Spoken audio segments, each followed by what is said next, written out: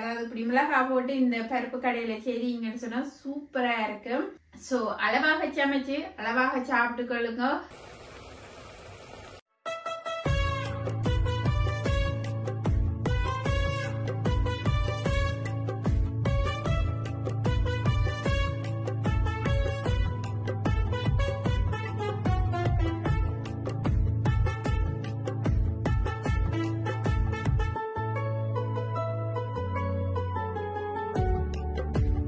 வணக்கம் மக்களே, நான் கஜி யூகே தமிழ் உலகில இருந்து. நீங்க எல்லாரும் சூப்பரா இருப்பீங்கன்னு நம்புறேன். சோ நானும் நல்ல சூப்பரா இருக்கிறேன். இன்னைக்கு பாத்தீங்கன்னு சொன்னா ஸ்பினிச் கீரை ஃப்ரெஷ்ஷா கொண்டு வச்சிருக்கிறேன்.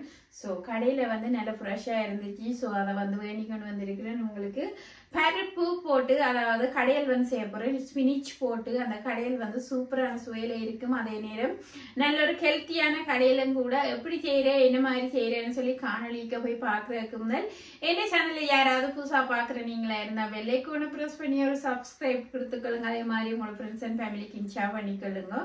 சோ இப்ப காணொலிக்க போய் பார்த்துக்கொள்வோம் எப்படி இந்த பருப்பு கடையில நான் உங்களுக்கு செய்து காட்ட போறேன். ஒரு மண் சட்டி வச்சிருக்கிறேன். சோ மண் சட்டியில தான் செய்ய போறேன். கொஞ்சமா நல்லெண்ணெய் விட்டு கொள்றேன்.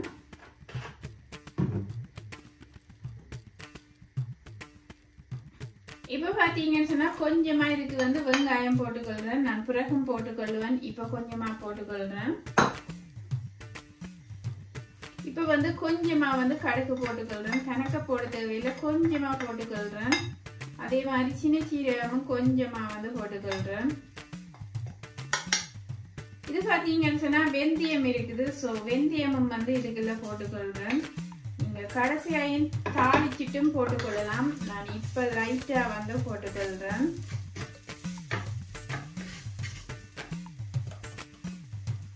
இப்ப இது வதங்கி கொண்டிருக்கட்டும். இப்ப பாத்தீங்கன்னு சொன்னா கீரையை வடிவா கழுவி எடுக்கணும். முதல்ல கீரையை கிளீன் பண்ணிட்டு தான் பிறகு வடிவா கழுவி எடுக்கணும். இந்த இப்படி நெட்டுகளா இருக்கும் தானே. ஸோ அதை நான் எடுக்கல, தனியே இலைய மட்டும்தான் எடுத்துக்கொள்ள போறேன்.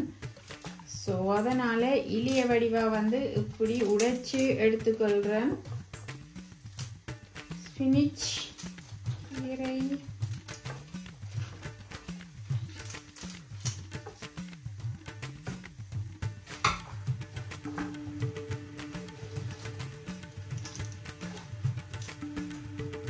கணக்க போட தேவையில்லை, ஓரளவாக போட்டால் போதுமானது.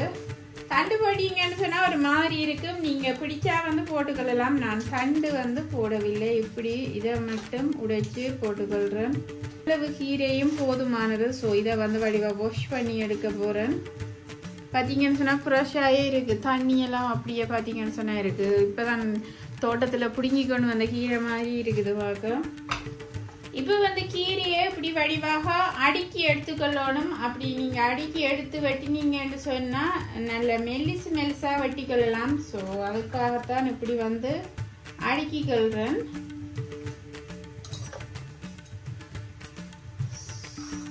ஸோ இப்ப நல்ல மெல்லிசாக வெட்டி கொள்றேன். இப்ப கீரையை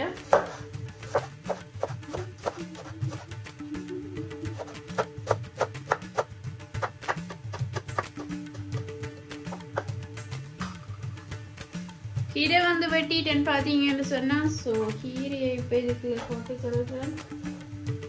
வெங்காயம் நல்ல வடிவாக பொரிஞ்சு வந்துட்டுது. சோ இப்ப இந்த கழுவி வச்சிருக்கிற பருப்பை இதுக்குள்ள போட்டுக்கொள்றேன்.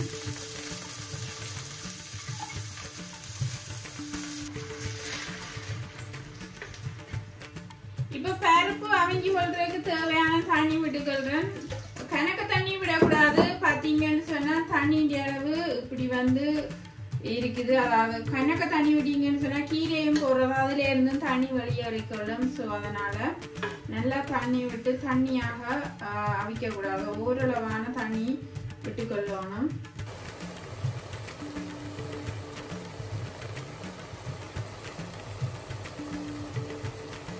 பாத்தீங்கன்னு சொன்னா பருப்பு ஓரளவுக்கு அவிஞ்சு வந்துட்டுது. இன்னும் அவியறதுக்கு இருக்குது. அப்படியே பூ மாதிரி வேற அவிஞ்சு. அதாவது 2-3 பச்சை மிளகாய் வச்சிருக்கிறேன். ஸோ அதை இப்படி உடைச்சு போட்டுக்கொள்றேன். அத்துடன் மஞ்சள் போட்டுக்கொள்றேன். மஞ்சள் பாத்தீங்கன்னு சொன்னா போட்டிருக்கிறேன், நல்ல ஒரு கலரா கொடுக்குமென்றதுக்காக. இப்ப பாத்தீங்கன்னு சொன்னா இந்த வெட்டி வச்சிருக்கிற கீரையை வந்து இதுக்குள்ள போட்டுக்கொள்றேன்.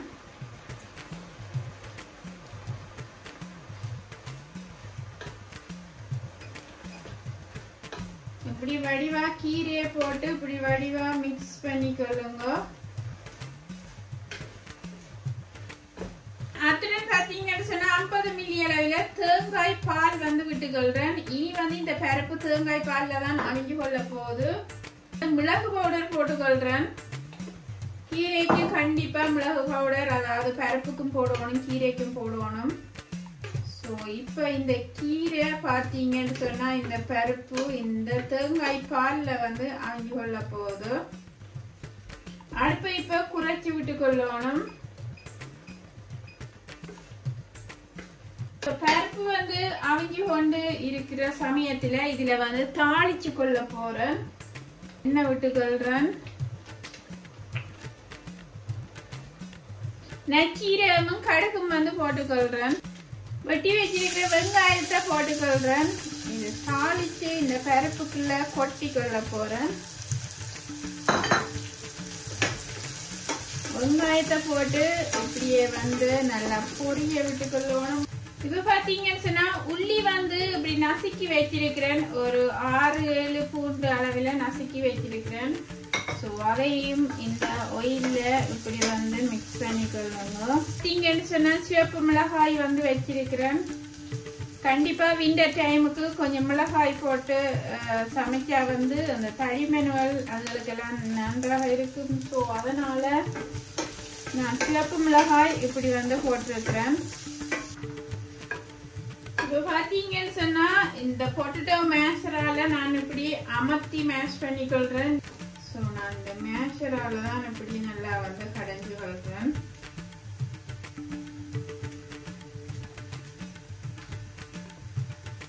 ஸ்பினிச் கீரை பாத்தீங்கன்னு சொன்னா கொஞ்சம் பெரிய ரகத்தை சேர்ந்தது இது. ஸோ அதனால கொஞ்சம் கீரை வந்து கொஞ்சம் என்னன்னு சொல்ற பெரிய இலையாக இருக்கும். சின்ன இலையிலேயும் இருக்கு, பெரிய இலையிலேயும் இருக்குது. இப்போ பாத்தீங்கன்னு சொன்னா கரைஞ்சோனும் பருப்பு எல்லாம் அப்படியே வந்துட்டுது, கரைஞ்சி வந்துட்டுது. இப்ப ஒரு நெட்டு கருவேப்பிலை வந்து இதுக்குள்ள போட்டுக்கொள்றேன்.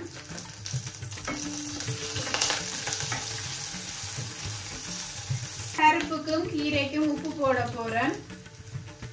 ஒரு டீஸ்பூன் அளவில் நான் போட்டிருக்கிறேன். ஏன்னு சொன்னா முதலே கீரைக்கு அதாவது பருப்புக்கு நீங்க உப்பு போட்டீங்கன்னு சொன்னா அந்த கலரை வந்து மாத்திடும். ஸோ அதனால கடைசியா தான் உப்பை வந்து கீரைக்கு எப்பவும் போட்டுக்கொள்ளணும்.